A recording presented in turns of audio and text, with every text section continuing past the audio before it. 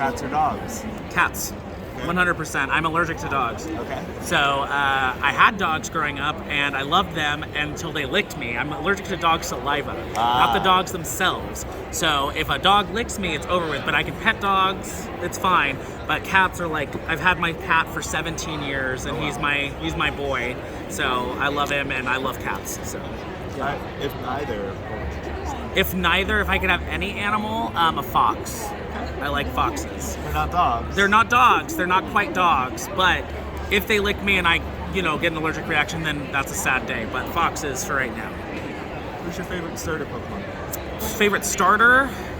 I Rowlet, because Decidueye is a great Pokemon.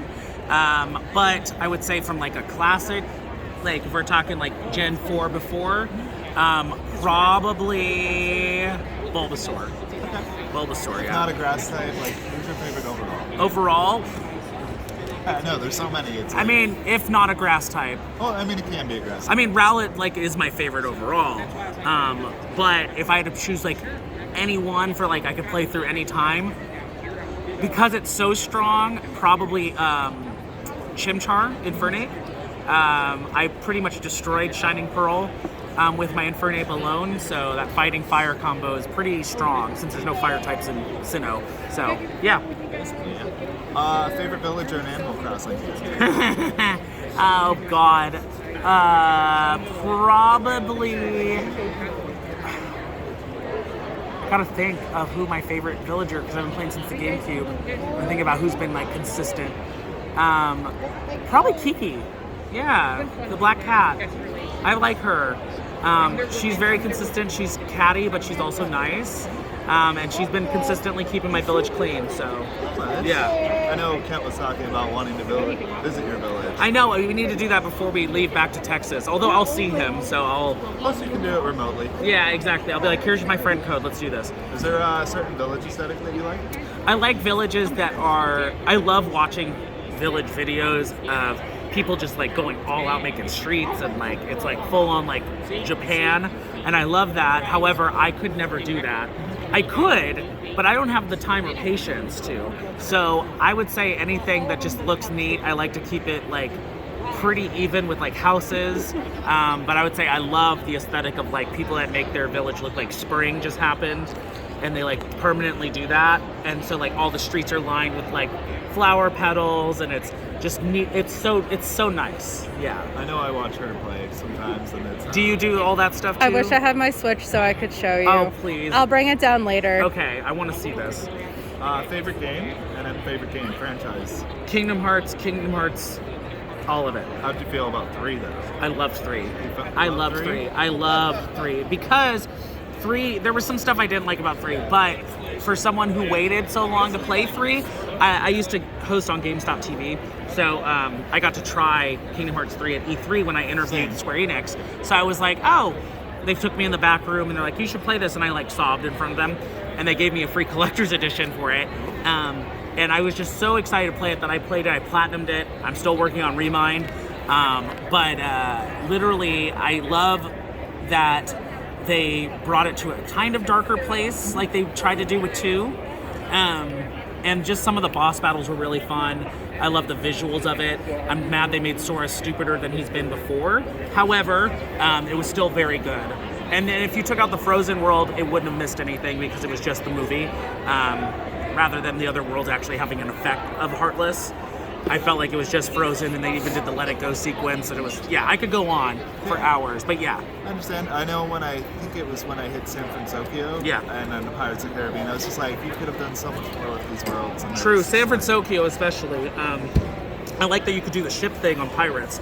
I really liked that, because I explored everywhere, but San Francisco, I was really upset that there wasn't more to do, because I was like, oh, you could have taken Frozen out and made this longer, and that would have been perfect. And then the I Forgive You at the end. It's I understand it's supposed to be fast leads, but it's my dude. Yeah, it's a lot.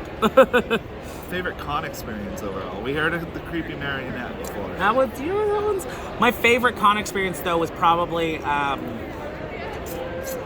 honestly having someone cosplay a character of mine. which was like so weird because it was a random YouTube character I did like early in my career. And they came to the convention and surprised me in cosplay. And I was like, are you kidding? This is so cool. So that was really fun. And I also had someone recently drive like 4 hours just to come see me. And they gave me like all this custom stuff from like Camp Buddy that I worked on. And they're making me a uniform of my character. Yeah, so they're making a uniform of my character and they're gonna send it to me. Oh, wow. So I was like, that's really cool. So that was my favorite con experience. I love when people are like super fans of it and we can geek out together because I'm a fan of what I do. And other people to enjoy it. Yeah, and if they're enjoying it, then I'm doing my job, so. I was joking, did they have to take measurements? Because I know They did have to take measurements, yeah. They had to take measurements of everything. Come on. Ooh. Look, I was talking about like my height and my waist and all that stuff. Nothing else.